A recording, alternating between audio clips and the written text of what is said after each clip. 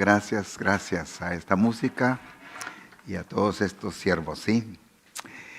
Fíjense, hermanos, que en el 2012 Dios permitió que mi esposa y yo visitáramos las 7 iglesias mencionadas en Apocalipsis 2 y 3, las 7 iglesias del Apocalipsis.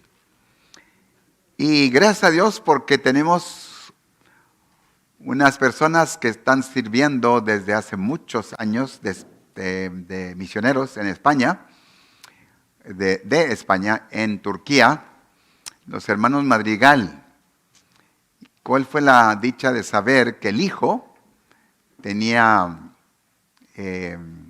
una compañía que estaba empezando para guiar a personas en un tour de las 7 iglesias? Para mi sorpresa, algo que no esperaba, que no era parte del tour, eran 2 ciertas paradas que el hermano acomodó, sencillamente porque estaban cercas. Y una de esas era esta que están viendo ahora, de la ciudad de Colossae. Íbamos caminando por la carretera, íbamos de un lugar a otro. No sé si ya nos había llevado a visitar la ciudad de Areápolis, que está cerquita. Ya les he dicho le he dicho a parejas que van a casarse, que si quieren encontrar un lugar hermosísimo para una luna de miel, sea que visiten Areápolis, que pasen allí algunos días. Después de todo, allí fue donde Cleopatra y Antonio iban a los bañarios muy seguido. Hermoso lugar. Pero ahí cerca, cuando vamos por la carretera, nos detuvimos en un cierto lugar que no tenía nada de verse. Y sencillamente dice el hermano guía, Carlos Madrigal Jr., dice, miren lo que dice el rótulo que está aquí. Entonces volteamos y estaba un rótulo sencillo como estar anunciando un pueblo. Y cuando lo veo, hermanos, pues tuve que sacar mi cámara para tomar el nombre de Colossae, ¿verdad? En griego, obviamente. Pero en este caso,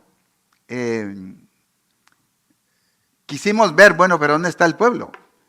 Y entonces resulta que era un pueblo que estaba totalmente cubierto. O sea, era un monte. Y en este caso, lo que se cree es que sí hubo un terremoto en el año 62, calculan, que sucedió en esa ciudad, que creen que puede haber destruido mucho de la ciudad, pero también que las distintas civilizaciones que venían para ocupar ese lugar, lo que hacía cada grupo es que en vez de tumbar o destruir, que era más trabajo, entonces sencillamente traían más tierra y comenzaban a cubrir, y entonces ahí se va cubriendo, hasta que lo que tienen ustedes es un monte. Entonces, lo que dijo el guía, pues hermanos, suban, y había por el lado del monte algo que sencillamente no estaba hecho en forma profesional, porque la verdad es que el gobierno de Turquía sí ha metido dinero, separado dinero para que se hagan excavaciones en las distintas 7 iglesias, especialmente en Éfeso, especialmente en la Odisea. Pero aquí el gobierno, hasta esa fecha, estoy hablando del 2012, no había puesto nada de dinero para excavación. Pero usted sube arriba y entonces está el guía enseguida y le digo, pero ¿dónde estaba la ciudad? Y dice, aquí está abajo. Pues sí, pero lo único que veo es sencillamente un monte lleno de nada, de cuenta que estaba arriba de una parcela o de algo, y no veo nada. Entonces, estaba viendo que quizás si lo medimos desde abajo, porque ahora, dependiendo en la fuente que consulte, algunas fuentes dicen que Colossae era una ciudad muy pequeña. Y otras dicen que no, que era una ciudad muy grande y muy próspera. Entonces lo único que uno puede hacer es nomás imaginarse. Pero si estoy yo parado arriba del monte y estoy viendo hacia un lado y va otro, yo nomás digo, pues aquí en mi imaginación estoy viendo para allá y yo puedo medir algunas, ¿qué serán? ¿2 cuadras? ¿3 cuadras? Y para allá al fondo quizás otras 3, 4 cuadras.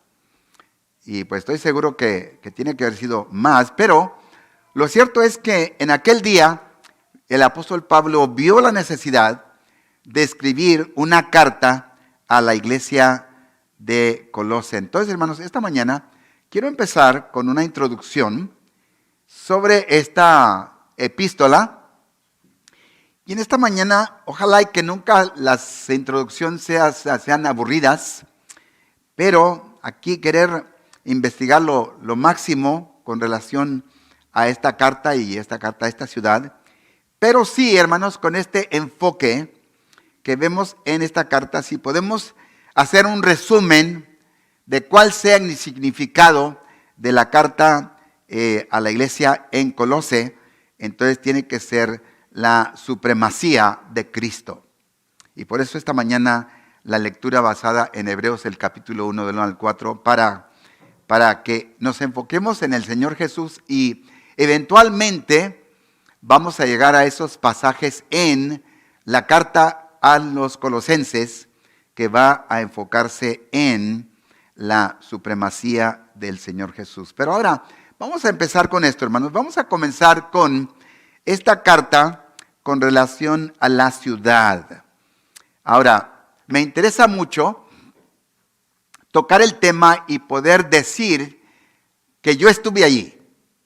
No para jactarme en ninguna forma, sino sencillamente fue una oportunidad, pero para decir que estamos hablando de una ciudad histórica, de una ciudad que existe. ¿Por qué la importancia? Porque aún, fíjense ustedes que hubo un renombrado ateo de nombre el señor Sir Walter Ramsay. Sir Walter Ramsay era un ateo de renombre y entonces él, como otros ateos, quisieron ver cómo poder desprobar la palabra de Dios. Y entonces a él se le ocurrió la idea de seguir todos los viajes misioneros del apóstol Pablo, ir y ver a cada lugar donde él fue, hacer comparación con lo que escribió Lucas en el libro de los Hechos con relación a cada una de esas jornadas, para ver si podía él encontrar alguna contradicción o algo que desprobara el mensaje que había escrito el apóstol Pablo y qué cosas, cómo Dios obra en estas investigaciones de estos ateos. Cuando termina, y no sabemos si fue a mediación de camino o cuando ya había terminado, que el hombre resultó diciendo lo que el apóstol Pablo escribió fue exactamente cierto y se puede comprobar literalmente, se puede comprobar históricamente, y entonces al final este señor Sir Walter Ramsay se entrega a los pies de Cristo Jesús. Entonces, ¿qué cosas? Y entonces decimos eso porque de vez en cuando estamos hablando con alguien con relación a la palabra de Dios y alguien llega a decir, pues sí, pero después de todo, sencillamente es un libro escrito por hombres. Y eso sí es cierto, que Dios utilizó a los hombres para que la escribieran, pero fue a través de la inspiración del Espíritu Santo que Dios nos da su palabra, y entonces lo que tenemos en nuestras manos en la palabra de Dios. Y entonces aquí, hermanos, tenemos una carta, y qué interesante, porque no puede ser una carta como quien dijera, pues es una carta normal, corriente, como todas las que quizás nosotros hayamos escrito, pero ahora aquí tenemos a una carta que viene con la inspiración de Dios, y por eso ahora la estamos predicando y queremos investigarla para aprenderla mejor. Pero ahora, aquí está, fíjense, una carta a esta ciudad que estaba en la provincia de Frigia, una provincia de Grecia, pero también una provincia que todavía correspondía a las provincias del Imperio Romano en aquel tiempo. Y qué interesante también que Dios nos da su palabra en ese periodo de la historia, cuando se puede escribir la palabra de Dios en griego, en un griego común para que todo el pueblo entendiera. Y entonces así fue escrita y entonces así la recibe esta ciudad. Pero ahora vean que esta está localizada en esa región que corresponde a las iglesias de Apocalipsis. Entonces, al verlas, hermano, pues comenzamos a ver que está ahí, al decir 100 millas al este de Éfeso. Y si por ahí lo ven cuidadosamente, por ahí se ve también cerquita de Colose, Heriápolis. Y entonces estos dos lugares están ahí con el monte de Calumús al fondo, que se eleva a 8,000 pies arriba del nivel del mar. Pero en este caso, veamos que si otra vez digo que era una ciudad pequeña, una ciudad grande, el caso es que era reconocida porque producía lana negra y tintes que producían del depósito de la tiza o del gis.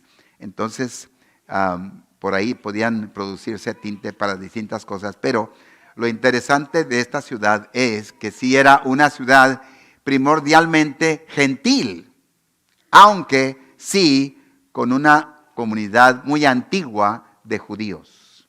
Entonces, eso va a ser importante al considerar el contenido de esta carta. Pero ahora, hablemos de la iglesia.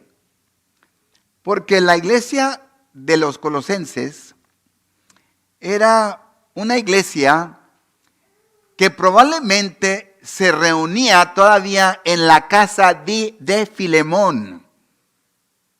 Ahora, todavía yo no la considero como la carta cuando Pablo escribe a la iglesia en Éfeso.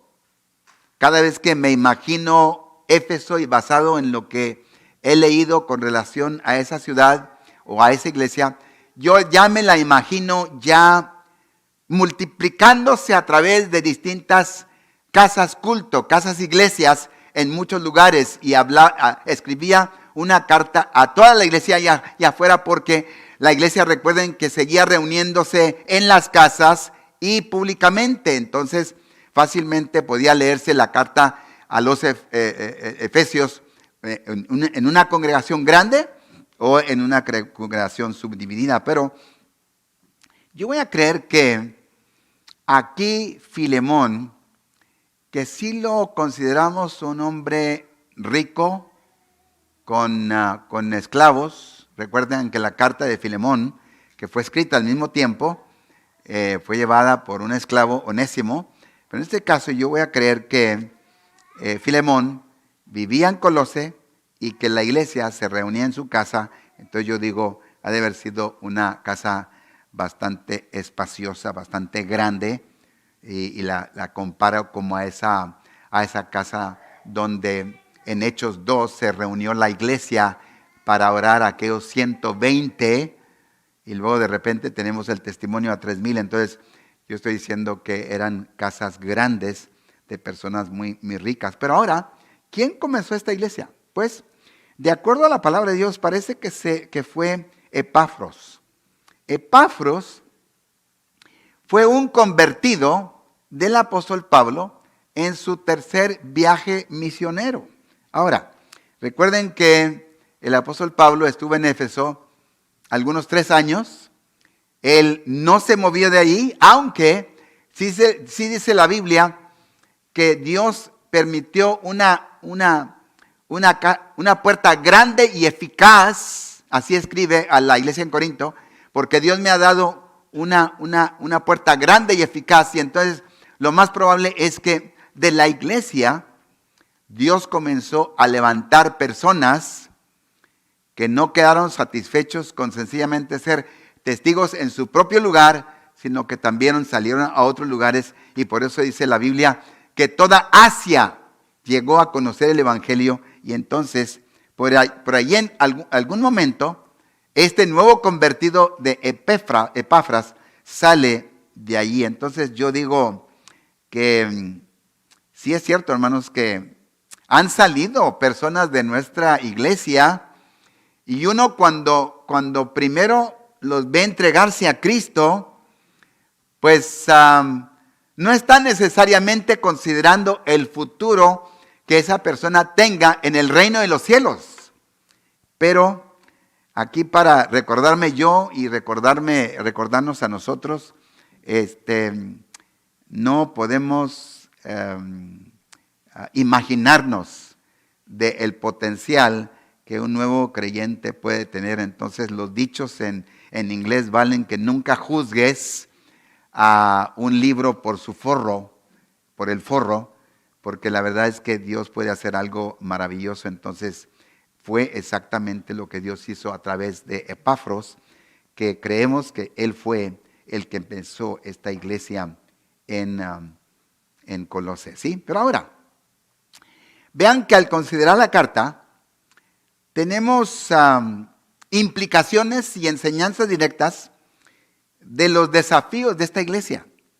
En este caso yo quisiera mencionarlos porque creo que de alguna forma u otra pueden influir en nuestras vidas. Y una de las primeras es los judíos que estaban presentes en la iglesia. Ahora, fíjense bien, hermanos, porque por eso enfatizamos la necesidad del discipulado para el nuevo creyente, para ayudarle a comenzar a acomodar principios bíblicos que le ayuden a saber cómo vivir la vida cristiana, pero también saber cómo interpretar el Antiguo Testamento. Porque ustedes saben que un sabatista, una persona que va a la iglesia el sábado, que llegamos a un pueblo en El Salvador en este viaje misionero y llegamos a un pueblo llamado Los Fuentes, compuesto de muchas familias o familiares con el apellido Fuentes.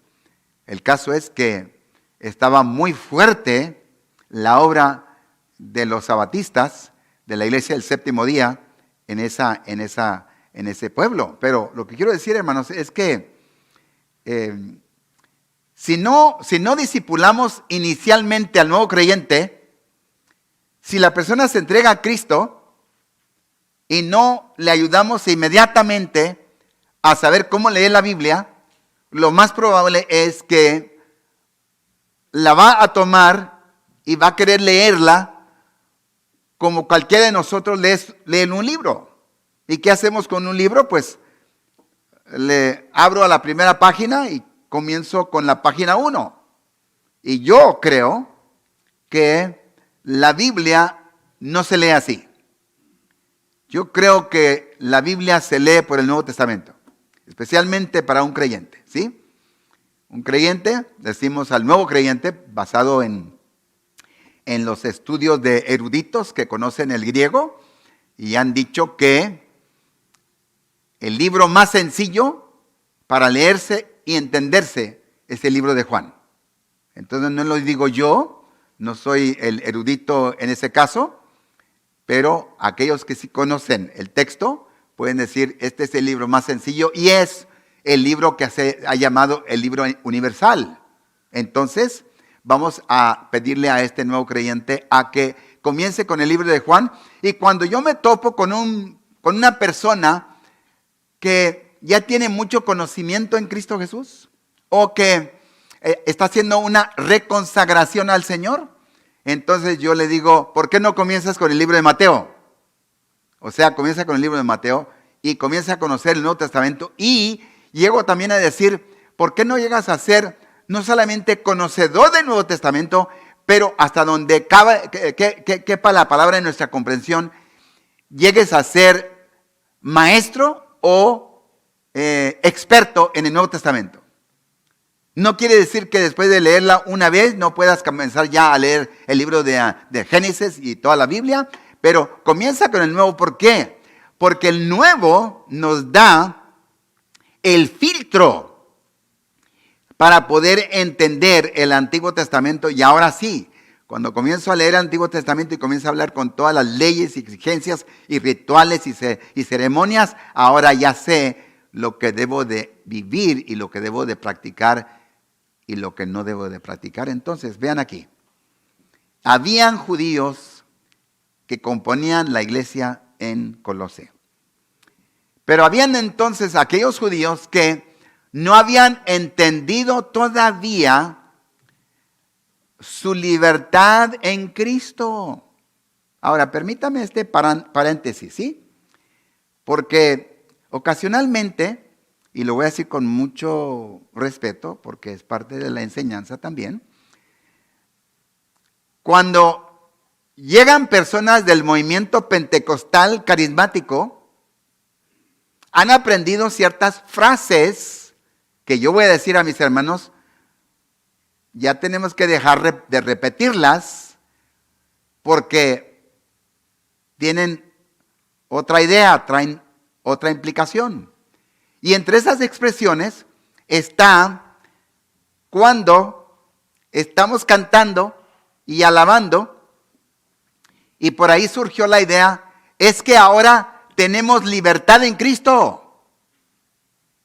Y cuando eso sucedió, hermanos, en los 80s, en nuestras iglesias bautistas, y los grupos de música eran los que estaban introduciendo el relajo, entonces la idea es, alaba al Señor como tú quieras. Si quieres palmear las manos, si quieres levantar las manos, si quieres brincar, si quieres danzar. Hermanos, la libertad en Cristo no tiene nada que ver con la forma como cantas. Ni es tampoco, licencia para libertinaje. Sino era ¿para qué? Para que el pueblo entendiera, ya el Señor Jesús, por su sacrificio en la cruz, nos ha hecho libre de la ley de Moisés. ¿Sí? Ahora somos libres en Cristo. Ya no tenemos que vivir con aquel yugo de aquella antigüedad, ¿sí? Y ahora nos vamos a concentrar, ¿ok? We're not ready for that slide, ¿ok? Ahora, entonces, aquí va. ¿Qué estaba sucediendo? Puede quitar la pantalla esa, ¿ok, hermano? Entonces, en este caso, sí. Entonces, hermanos, aquí el problema era con los judíos. Los que no habían entendido que ya no tenían que vivir en la ley. Desde el momento que uno pone su fe en el Señor Jesús, ¿sí? Ahora, por haber puesto su fe en Jesús, quien cumplió toda la ley, ahora en Él tenemos toda la libertad. Ahora todo se puede, ahora todo se vale de acuerdo a la palabra de Dios. Pero ahora, con estos judíos presentes, que se les ha dado el nombre judaizantes, porque todavía no soltaban exigencias de la ley. Ahora había aquellos que estaban queriendo exigir la circuncisión de nuevos creyentes, y por eso está todo el concilio de Hechos 15 en la Biblia, para que supieran que ya no iban a vivir así, con esas exigencias de la ley, ¿sí? Y luego también había la exigencia de continuar ciertas ceremonias y ciertas observaciones de acuerdo al Antiguo Testamento, pero me interesó una mucho porque una de ellas, hermanos, era la rigidez al escepticismo, y quiere decir que estamos hablando de exigencias de vivir en cierta forma, en cierta capacitación espiritual, donde ahora el ayuno y la oración se ven como una exigencia a la vida cristiana. Y entonces es lo que entonces habían observado los judíos en antaño, y ahora la idea es que ahora iba a ser una exigencia, y luego también seguir ciertas leyes de Moisés para poder cumplir con eso. Entonces, en este caso, nos hace pensar de Jesús que dijo, y aun cuando ayunes, ¿sí? Cuando hayan esos momentos especiales de ayuno, unge tu cara, o sea, lávatela tu rostro, ¿no? Y no es el día para andar amargado, ¿sí? No es el día para andar fingiendo que estás ayunando, sino que sea una experiencia totalmente interna y no externa. Pero luego también veo, hermanos, que había algo que yo todavía no había captado totalmente, y es que en la iglesia de Corinto había esa enseñanza del judío donde había cierta filosofía que quería promover la idea de adorar a Dios así juntamente con los ángeles. Y entonces era de entrar en un trance para que hubiera una experiencia muy, muy íntima. Y entonces ahí también veamos, hermanos, que era la idea de también de practicar la idea de que los ángeles llegaran a ser nuestros mediadores. Y ahora, algo interesante que todavía quiero investigar en esta serie, y es que había un enfoque sí en Dios, en la iglesia de Colosas a través de estos judíos, pero no era un enfoque basado en el Dios que conocemos ni del Antiguo Testamento y menos del Nuevo. Entonces ahí es donde yo digo que sí tenemos mucho de eso en nuestro día, donde sí hay personas aún en lo secular que hablan de una creencia en Jesús o en Dios, pero no es de acuerdo a una sana doctrina, ¿sí?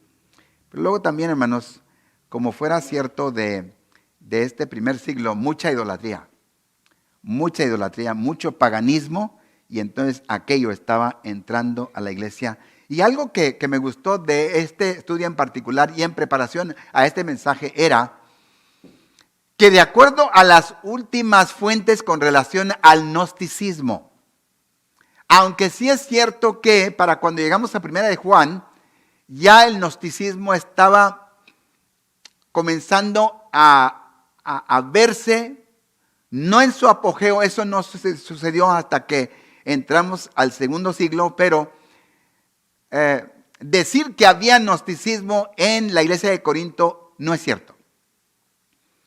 Se encontraron estudios en Egipto del inicio del gnosticismo, y entonces todavía no había entrado a Colosas y a estos lugares. Entonces tenemos que investigar qué es verdaderamente lo que estaba afectando a la iglesia en Colosas, porque queremos aprender para que lo mismo no nos suceda a nosotros. Pero ahora, si nos enfocamos directamente, hermanos, en la epístola, una epístola escrita más o menos en el año 60, aunque hay algunos medios que dicen que fue entre 60 y 62, otra vez, repito y aclaro, que hubo un terremoto en el 62 y la carta no tiene ninguna mención a una tragedia o a un terremoto. Entonces vamos a decir que es en esos años del 60 al 62, cuando el apóstol Pablo estaba en la cárcel. Estaba en la cárcel en Roma, de donde también escribió la carta a los Éfesos. O sea, la carta a los Efesios, y la carta a los Filipenses, y la carta a Filemón. Entonces, vamos a decir, estas 4 cartas las escribió de la cárcel. Entonces yo digo que cuando esté pronunciando varias enseñanzas y varias actitudes, que nosotros podamos apreciar que el hombre está escribiendo de un momento donde está encarcelado. Ahora, cierto que quizás no está encadenado, porque sabemos que estuvo en Roma y estuvo en un momento donde podía rentar una casa, pero siempre había un guardia, pero sí siempre detenido y prisionero por causa del Señor Jesús. Aunque, fíjense, su preocupación por iglesias era que él estaba escribiendo a esta iglesia, esta carta a la iglesia de Colosas, pero también estaba escribiendo otra carta a la iglesia de Laodicea, y dice él, Y esta carta que estoy enviando a Colose, que también se lea en la Odisea y que la que mandé a la Odisea también se lea en Colose. Entonces, había algo que estaba queriendo comunicar, pero a mí me interesa mucho, hermanos, que Colosenses 1:7, Colosenses 2:1, Colosenses 4:12, podemos ver que Pablo nunca visitó Colose. El 2:1 dice, y ustedes nunca han visto mi rostro en la carne.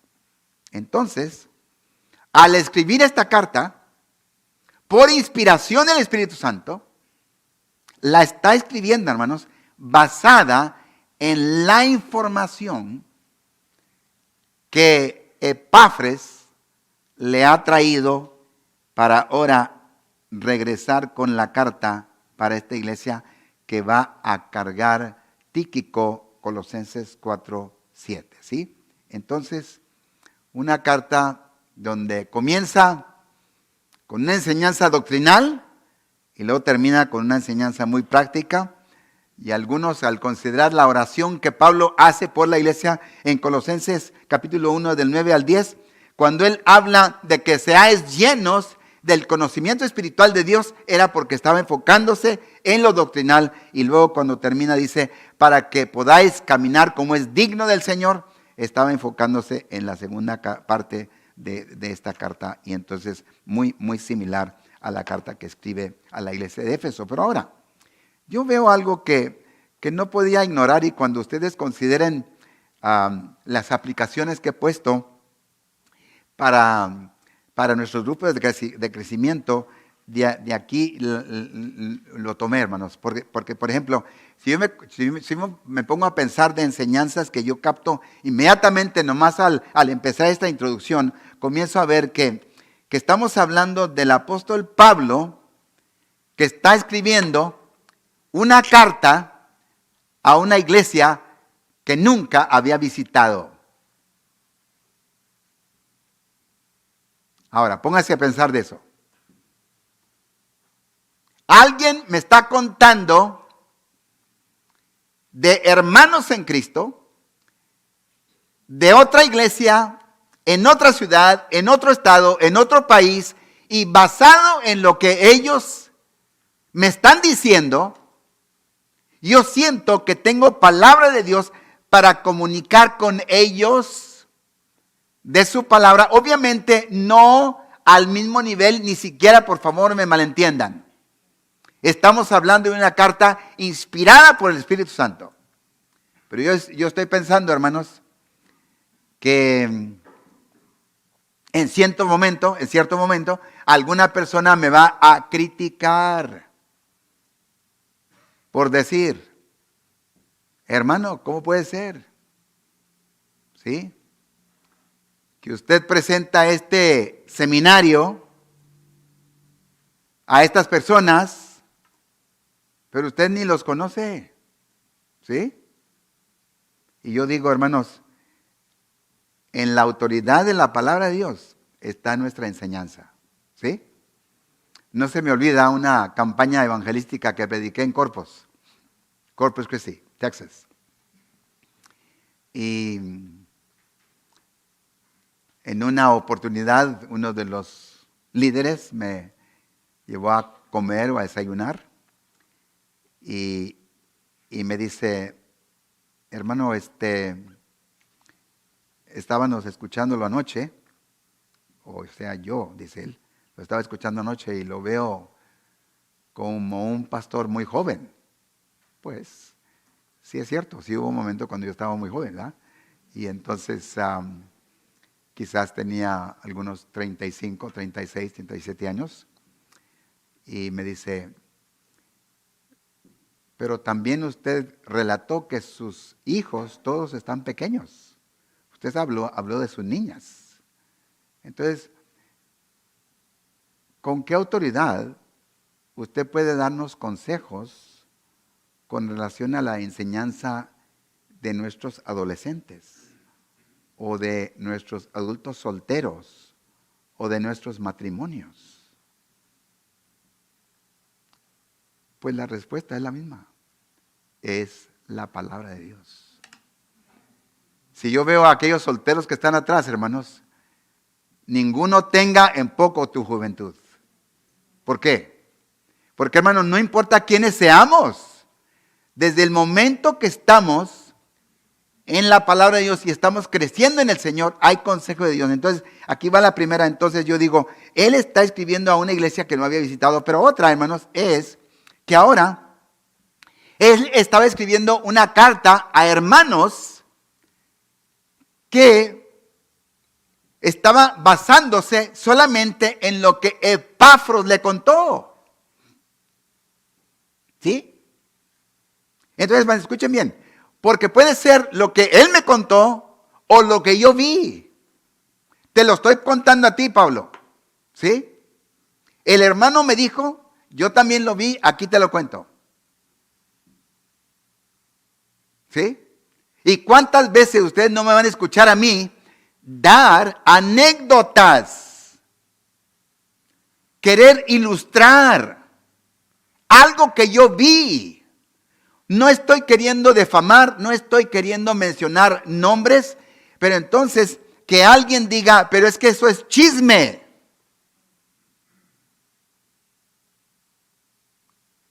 Escuchen bien, hermanos. ¿De dónde agarró el apóstol Pablo para escribir esta amonestación y esta enseñanza a esta iglesia? Lo basó en lo que Epafros le contó, lo que había visto y en forma literal. Pero ahora, aquí está otra, hermanos. Y es que fue escrita a una iglesia que él no había empezado. Como es cierto también de la carta a la Odisea. Entonces yo lo digo, hermanos, para animarnos que desde el momento que tú estás en la palabra de Dios y tú sientes en tu corazón que tú estás comunicando algo que la iglesia necesita y lo estás haciendo de buena manera y lo estás haciendo en amor, hermano, por favor, no te detengas. Y aquí lo tenemos por inspiración de la palabra de Dios, ¿sí? Y luego, hermanos, qué interesante, ¿no? Que el Cristo resucitado escribe cartas a 7 iglesias, pero ahí estaba la iglesia de Colosas, y quizás hubieran otras iglesias también representadas en esa área de Asia Menor. Pero qué interesante que Colose no está incluida en esas 7.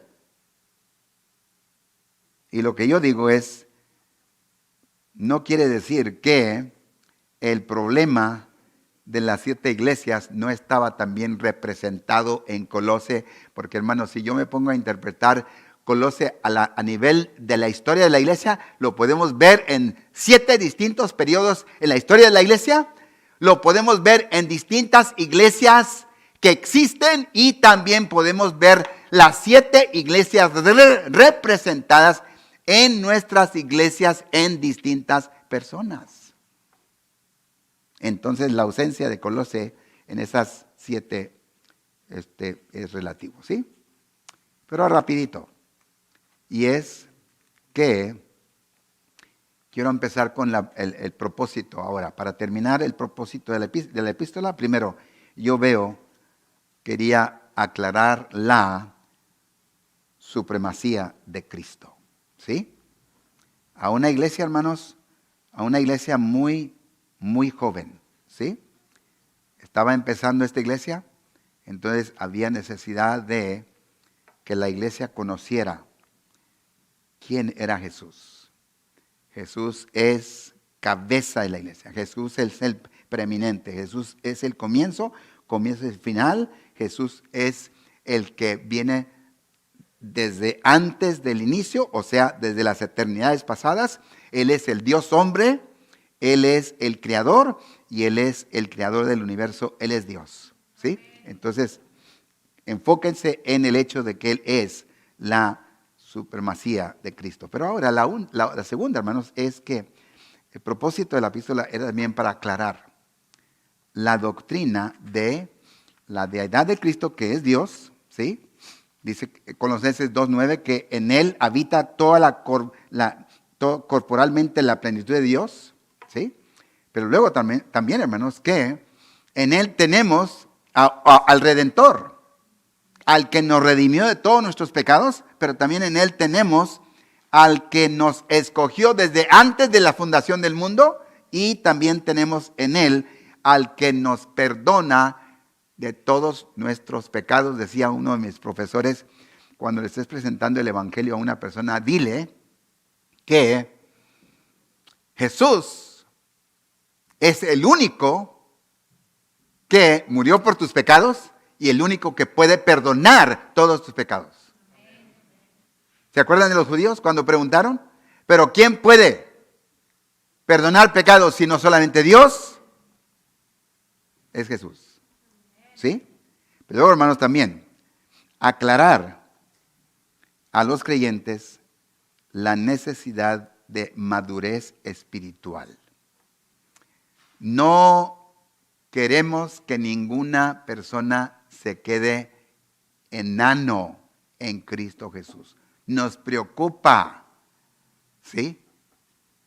Nos preocupa que todavía allí en las cosas que tú cargas, todavía hay una botellita de leche, ¿sí?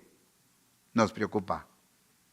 Queremos que usted madure en Cristo, que pueda saborear de la carne del Evangelio, de la palabra de Dios.